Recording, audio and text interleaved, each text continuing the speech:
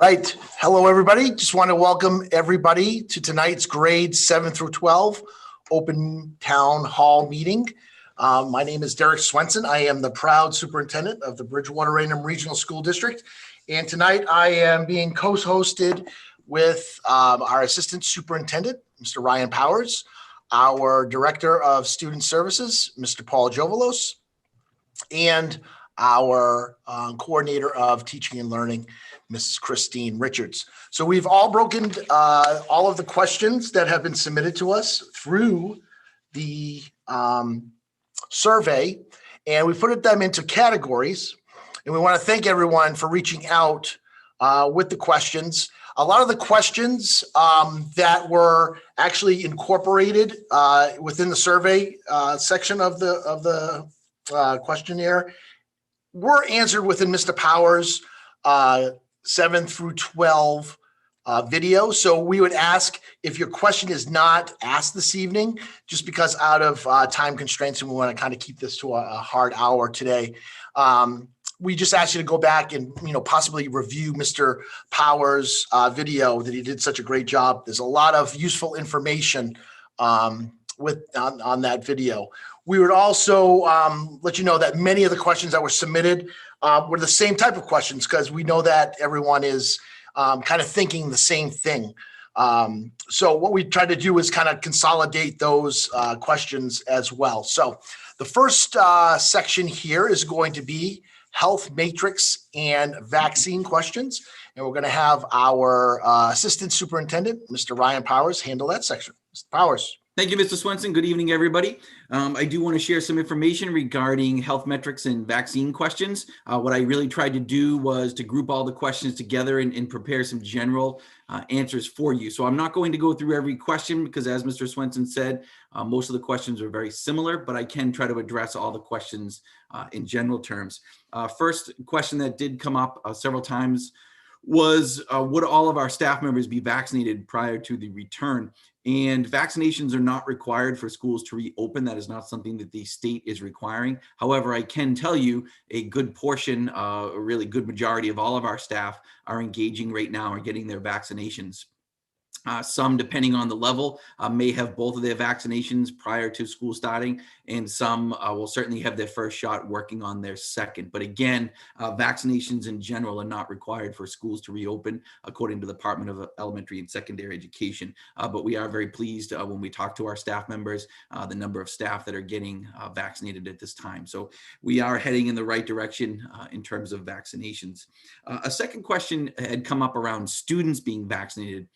As you know, one of the vaccinations is appropriate for 16 plus at this time.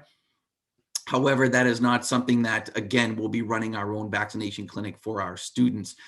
In vaccinations in general, we had some internal plans to be able to offer vaccinations to our staff and, if appropriate, students when the time was coming. However, as you've probably heard across the Commonwealth, getting those vaccinations at the local level was very, very difficult. And I know Governor Baker and his administration had transitioned away from some of the local clinics and went to more of these mass vaccination sites. So early on, when we were speaking with our boards of health, we had expressed interest in, being able to run a vaccination clinic for our staff, and obviously students if appropriate, and certainly if we could open it up to our families. However, they were struggling at the time getting vaccinations themselves for the first responders. And so it was just something that unfortunately just wasn't able to come to fruition at this point. The other question around vaccinations, and then the second part of that is around testing. We are not participating in pool testing right now. That is a program that the state is offering. However, we're not alone in that. When you look at the districts that are participating, only about 50% of the districts are participating across the Commonwealth. When I say districts, meaning school districts. So we're not alone in not participating. We just, we weighed all the pros and cons in terms of running a testing program. And, it wasn't necessarily going to be as effective and as operationally sound as, some other districts had found it to be. So at this point, we are not participating in any type of district-wide testing. That certainly could change as the spring goes on, but that is not something we're doing in terms of getting school open. Some people had asked about, should we wait to reopen school until all staff are vaccinated, or we are running a testing program? As you know, the Department of Elementary and Secondary Education has established return dates for schools. So in terms of us making that decision to reopen, some of that was out of our hands. The commissioner had established the April 5th date for our elementary, and then after April vacation for our middle school students, with more information coming regarding our high school students, we have made the proactive decision to return our high school students after vacation as well. So tentatively right now, grades 7 and 12 will return on April 26th, the Monday. So again, vaccinations were not required to reopen schools, and the only really grade level that we had some open-endedness to was the high school.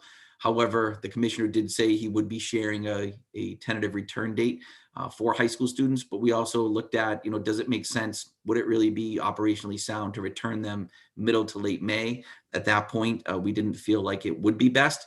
So therefore, we moved up the return date for our high school students as well. A question did come up regarding if health metrics warranted going back to a hybrid model. That is certainly something that's not off the table at this point. However, we're hoping that numbers continue to trend in the right direction. I know this past weekend across the Commonwealth, certainly there was numbers did increase somewhat. However, we're still cautiously optimistic that, our return to school will not warrant having to go back to a hybrid model. But the good thing is, obviously, now we know how to run a hybrid model. And if we need to, we can certainly revisit that. But that it's not something that we're saying 100% no to. But at this point, we are moving forward with returning our students. I believe Mr. Jovelos on the next slide, I'm up again regarding logistics. So I'll just transition right into that.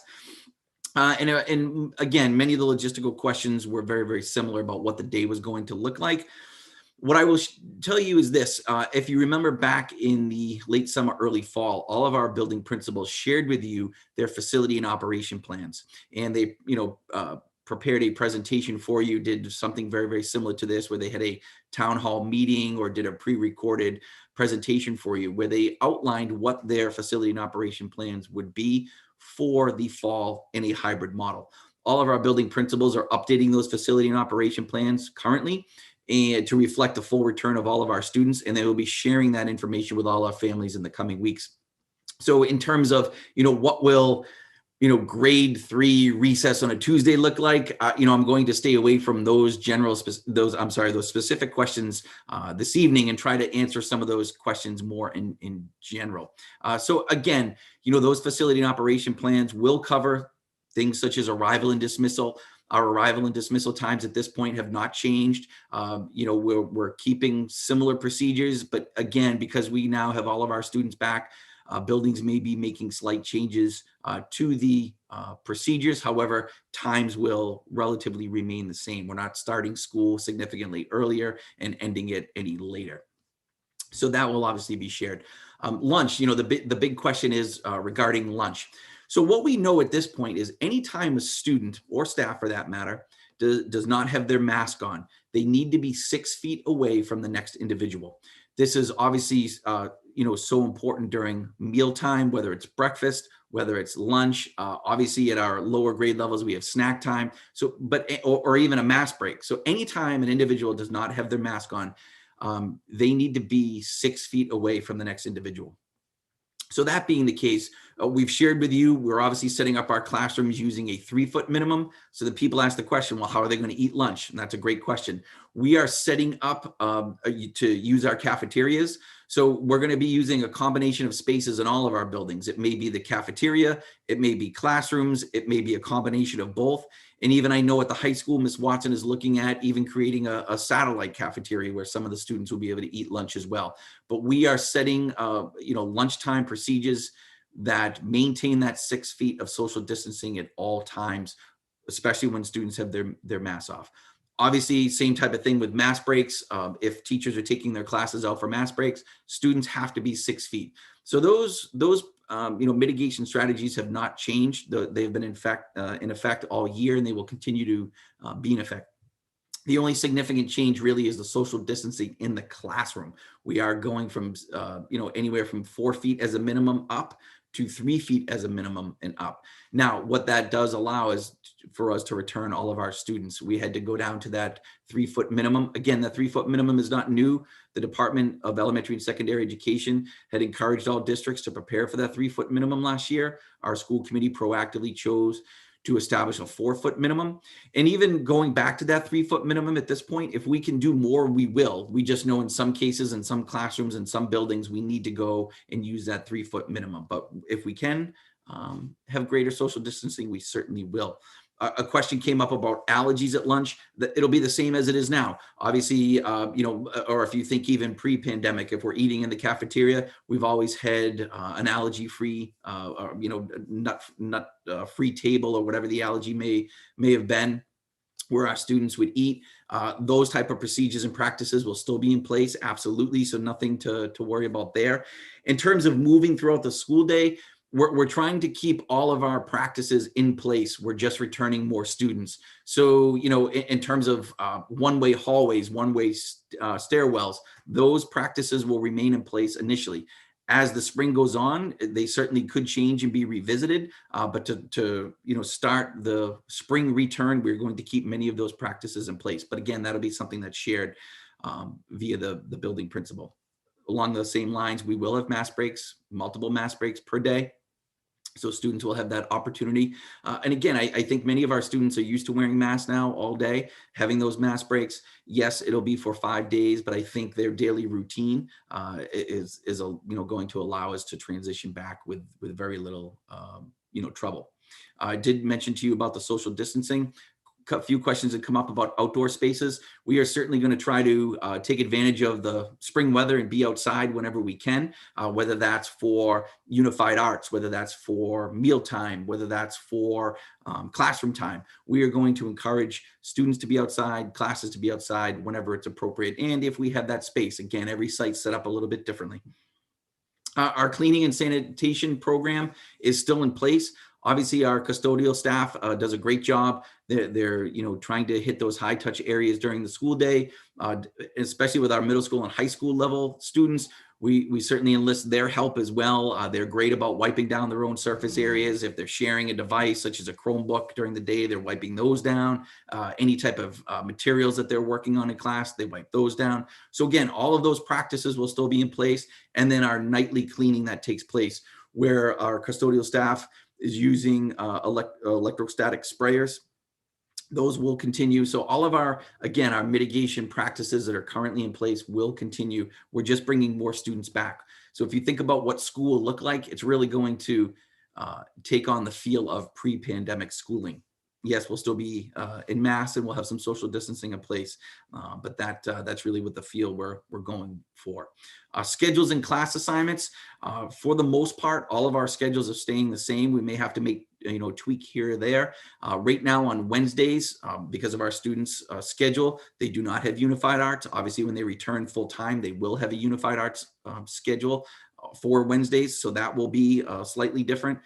In terms of class assignments, again, building specific, we have had to reassign some students at the elementary level, and that process had taken place today. So those parents have been notified. Once we have our concrete numbers from our middle school and high school level, if any changes need to take place, the building principals will be in touch over the next few days with families if any student needs to be reassigned. We're cautiously optimistic that that may not need to happen.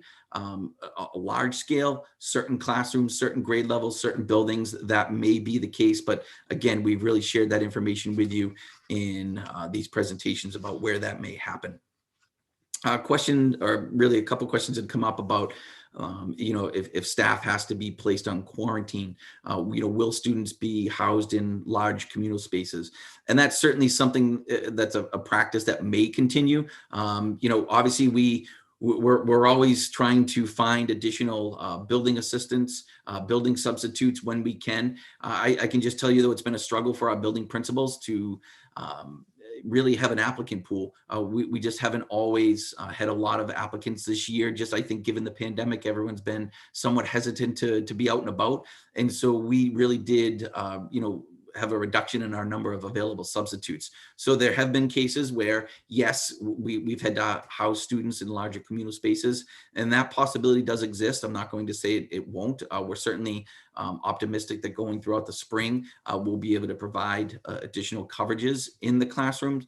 But if we're not, then yes, students would find themselves, whether it's for a period or, again, if we have multiple staff members out, it may be longer. But we're certainly always trying to minimize that impact as much as possible, because we know housing students in those locations is not educationally sound. Unfortunately, sometimes it has to be done for operations, but we know we're going to do everything we can to avoid that, but that still may be the case. And then again, as I've already stated, a lot of these logistical questions will be answered in greater detail when your principals do their individual facility and operation presentation for you. But those were some of the questions that had just come up regarding health and safety, mitigation practices, and obviously daily logistics. But if you have any additional questions around those areas, don't hesitate to reach out.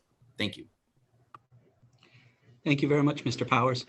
Next, I'm going to be addressing some of the specific placement questions that had come up through our parent survey that we received. And Mr. Powers, through his initial video that he sent out and this evening, gave an update as to where we stand as far as the potential for students needing to switch teachers. Just really would like to say that we acknowledge that for a student this late in the year, even at our upper grades through grades 7 and 12 through 12, that we certainly know that that's a hardship for students. It's a prompts a requirement for building a new relationship and a new set of social and emotional needs that need to be filled. And that we're taking that responsibility very seriously, and understanding that if students are required to make those transitions, that the receiving teachers and the sending teachers will need to make sure that that student's supported and that student is having the social and emotional connection that is so important to learning, and that we acknowledge that right now our focus is on the wonderful goal of getting all our students back in our buildings and doing so in the safest way possible. So that is prompting some potential ripples, but as Mr. Power said, we have some very promising news there, and the hope that we'll not have to have students be displaced, but that we are acknowledging that there will be social and emotional support for those students that is required if that is going to be something that needs to take place. So we very much appreciate your flexibility and your patience as building principals will be in touch as far as the reality and the update of those situations moving forward. And with that, I'm going to transition it on to our superintendent of schools, Mr. Swenson, who is going to speak a little bit more about quarantine process and some questions that came up in that area. Thank you, Mr. Jovelos. Yes, we had many questions in regards to the quarantine process, but they all kind of revolved around two themes. One, will our current protocols change, especially that in regards to our travel protocols? And then the second one is, if students do have to quarantine, what would the educational service look like? So two really good questions. And basically, currently, we have across the board a 10-day quarantine for the different scenarios for the necessity to quarantine, whether it be a situation where the student, unfortunately, or staff has tested positive, whether it be a situation where a student or staff member is considered a close contact, or for travel purposes. I will say right now, it looks like we are going to explore possibly our travel protocol so that it somewhat more aligns with that of the state. So we are currently doing so with our nurse leader, Claire Grennan. But I will say that even today, more information came out at the state level regarding referring back to the CDC for some of their guidelines. So even when we thought today we kind of had a clear picture of where we're going in regards to travel, more information came out late this afternoon, and Mrs. Grennan is now working on that and going to modify what we had in terms of aligning our travel protocols to that of the state. I will say this: we are going to present our travel guidelines on a Wednesday, this Wednesday evening at our school committee meeting at 7 p.m. And that can be viewed live on YouTube as well. So I would encourage folks to possibly tune in to that.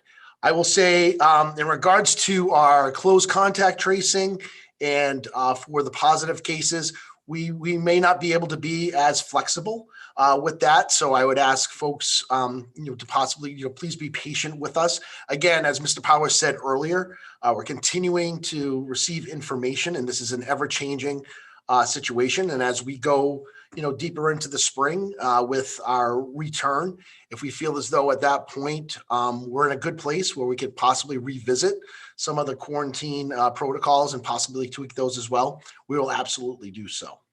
The big question, and I think the most important question here, is what will education look like for students that are facing a quarantine?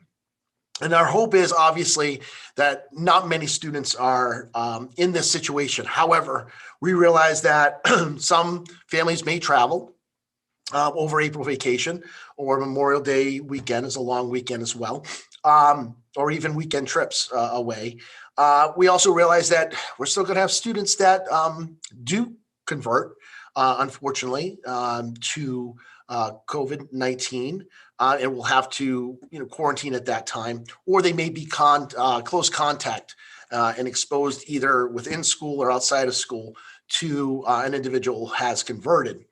With that being said, we are currently working with our local teachers union, BREA, and myself and Mr. Powers. I've been working very closely with the president, Donna Holt. And we have a ongoing Tuesday and Friday morning meeting. And we're very close now to coming to terms in terms of what the educational service will look like.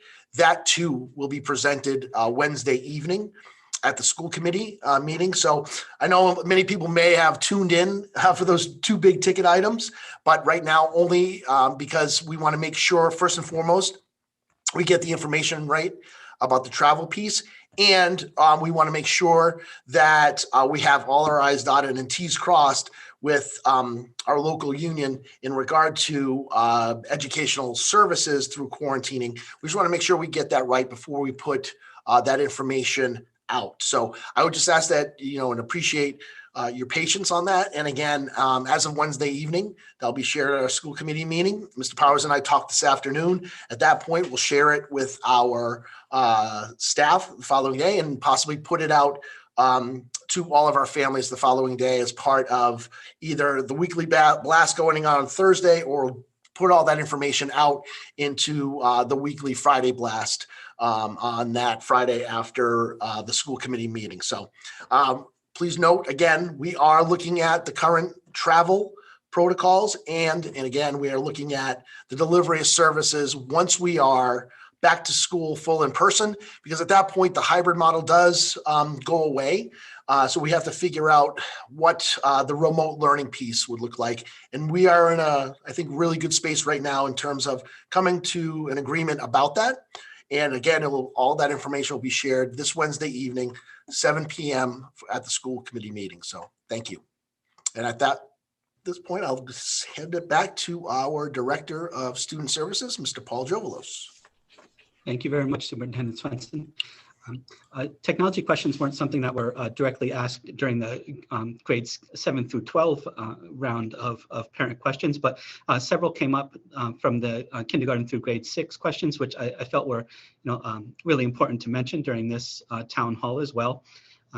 We, over the course of the summer and this current school year, we have lent out a great many number of Chromebooks to students, and also Wi-Fi hotspots with Wi-Fi service to families in need. And questions had arisen as to whether we were going to be collecting those now that we're prompting a return to in-person learning in kindergarten through grade 12 here in our district. We are not at this point going to be collecting those devices at this time, and more information will come from either our information technology director Michael Shantz or myself regarding when we're going to be collecting devices, whether they be the Chromebooks or the Wi-Fi hotspots. We anticipate that over the coming months there may be situations where students are required to quarantine or be in situations where they're needing to access education from home. So that's the reason why we're not collecting those devices at this point. We want to ensure that students have the tools that they need to be successful. Looking ahead, as I said, more information to come, but what we're projecting is that likely we would potentially collect those at the end of this school year, and for the Wi-Fi hotspots at the end of the summer. But those are just tentative plans at this point, with more information to come. Another question focused around whether students would be required to bring technology back and forth to and from school. That's not something that we're going to be requiring, but students do, especially at our upper grade levels, have the option of bringing technology, whether it be their personal technology or technology that the district had lent to them to and from school each day. Students will still in the school building have access to technology that they need, as part of their, their typical instruction, or as part of MCAS when MCAS testing occurs, to be able to access that as well. But there's no requirement for students to bring their own technology or district lent technology back and forth each day, but they certainly have the ability to do so if they would like. Moving on to our next topic here in our presentation, there were several questions that came up around transportation. And just to recap a bit, on February 11th, the Department of Elementary and Secondary Education released updated guidance focusing specifically on transportation to and from our public schools.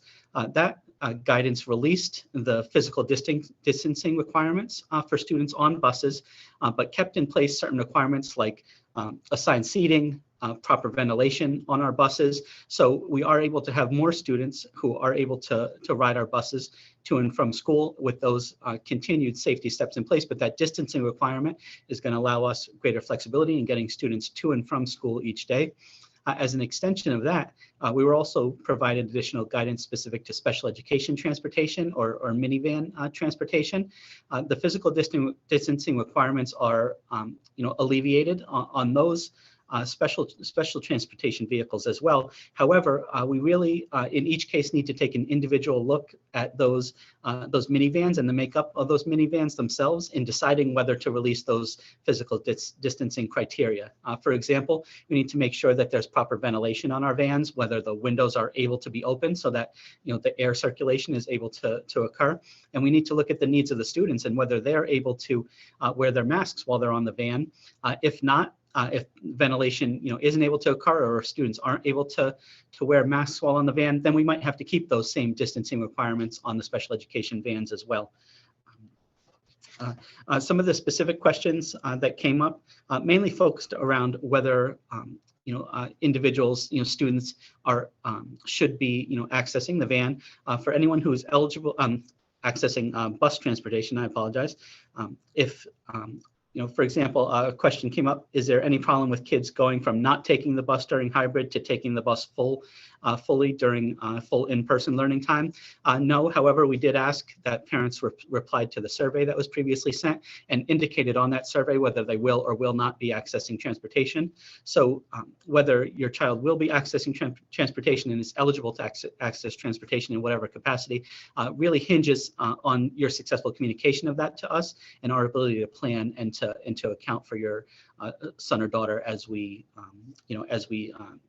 start to engage in the planning process.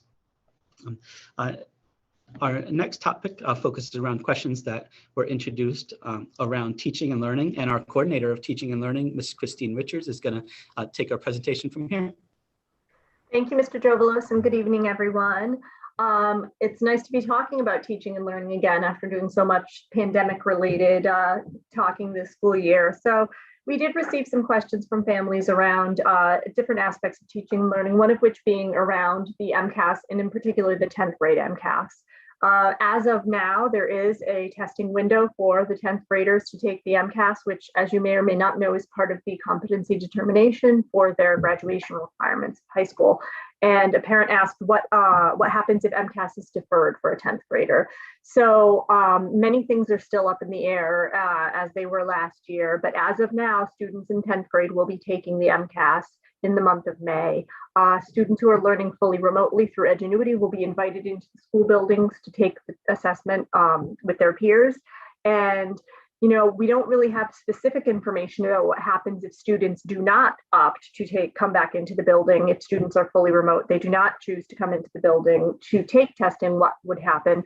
However, in the past, students who don't achieve the competency determination in 10th grade, for whatever reason, are given an opportunity to take the assessment again in their 11th and 12th grade years. So we don't have a lot of really specific information about the MCAS right now. And again, updates are being continuously released by the Department of Education.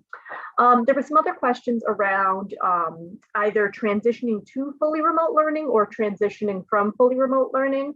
A few families asked about the difficulty of transitioning to fully remote learning at this point after having been hybrid all year, specifically due to concerns about mask wearing, 5 full days a week. And while I will say that it's my thinking that our students have done an amazing job adapting to the mitigation strategies in in-person learning, and that I think they'll be quite pleased and happy to be back learning full-time 5 days a week. We do understand that some families feel as though the additional days in person are, for whatever reason, making in-person learning less appealing, and they want to switch to our fully remote program. So our fully remote program is through Edgenuity. We purchased site licenses through this program that was recommended by the department. And students who are in Edgenuity are learning fairly independently through instructional videos and activities in the program. We do have a fabulous team of Bridgewater-Raynham school district teachers who are supporting the program, providing students with social connections to the school district still, and providing academic support and logistical support around using the Edgenuity platform. But definitely there would be a learning curve for students, particularly at this late stage in the year, to transition from in-person learning to Edgenuity. However, we do have some families who've indicated in the survey that that is going to be their preference. And of course, we will, honor that preference. One family's question was what supports will be in place to help those students. And being the administrator who's been overseeing BR at Home this year, I cannot say enough about our remote learning teachers and how they've really managed to make the students feel as much a part of the BR community as if they were in the school buildings, and adjusting the curriculum and adjusting the program itself so that students are meeting with success as much as possible, providing office hours and extra support to students as needed, meeting with them one-on-one, meeting with them in small groups. And so I have no doubt that if your child does transition into the fully remote Edgenuity platform, the BR at Home teachers will be sure to get them up to speed so that they can be as successful as possible for the last 8 weeks of the school year. On the other end, parents were asking about students coming back to full-time who haven't been in the school building and who've been learning remotely through Edgenuity, and what happens with the curriculum and their reentry into school.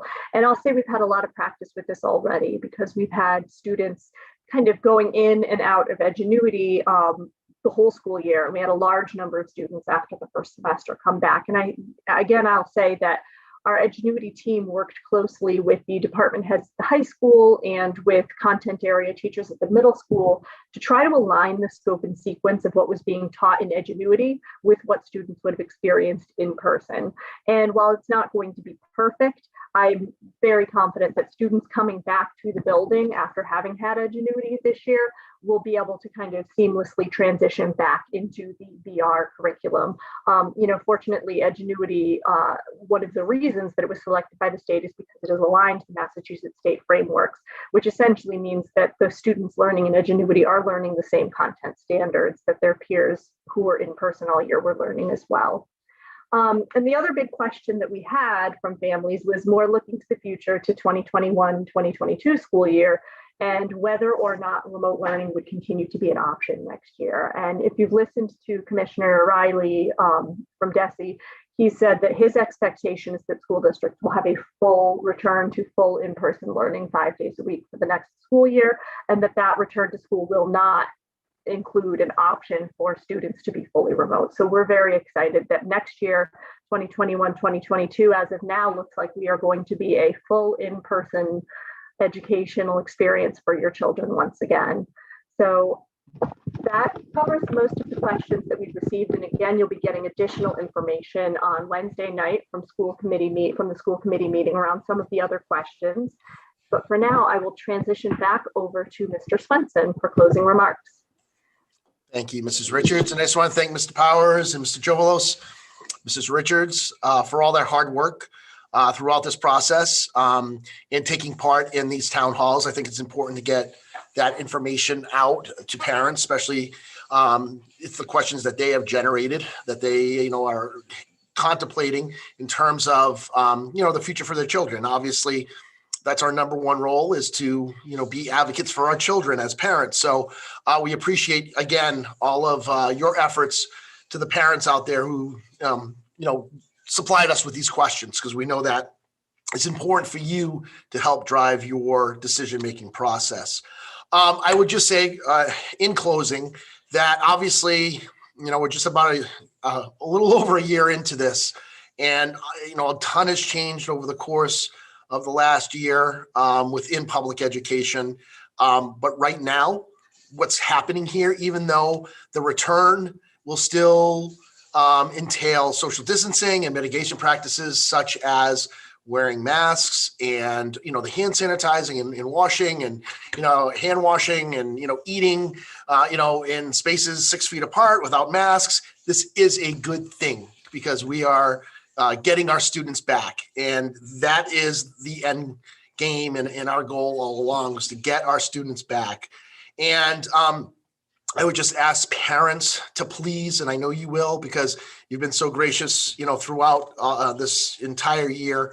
Just be patient with us. There are going to be things that, may come up. I'm viewing, we said this as almost like a spring training to get ready for the full reentry in the fall. We're going to be able to identify, some of our areas of strength, but also some of our areas of concern. And we're going to be able to, through this process, be able to identify that, reassess, and make the necessary, accommodations and modifications to our plan as needed to make sure that school in the Bridgewater-Raynham Regional School District is a welcoming and safe place for our kiddos. And it is a great place academically, socially, and emotionally, for our children as well. So we are very excited that our kiddos are coming back. We want to make sure that we do so in a way that, again, is safe and welcoming. And we want to make sure that our practices that are in place are effective and efficient. So we're going to need that ongoing communication from home to school and vice versa in order to make this work, because we're all in this thing together, and we got to keep our eye on the prize, which is our kids. And I can't thank the parents in this community enough for all the support that you have provided. I can't thank enough for our teachers, faculty, and staff for all the hard work that they continuously do. Our administrative team who's put this plan in place and are ready to implement this, our custodial and maintenance group that are working right now to create our classrooms at the 3-foot distancing to bring our kiddos back. And I just want to, in closing, thank our school committee members, 8 of the hardest working volunteers you'll ever see that support us each step of the way. And we could not do that without them. So this is definitely a collective effort, and I appreciate all of you. And we look forward to the upcoming weeks and the return to a sense of normalcy, we hope, for our students and staff. In the meantime, if anyone has any further questions or concerns, please email your building principals, email myself, Mr. Powers, Mr. Jovelos, Mrs. Richards, and we will be happy to help you. So with that, I say thank you for all that you do, and have a great evening.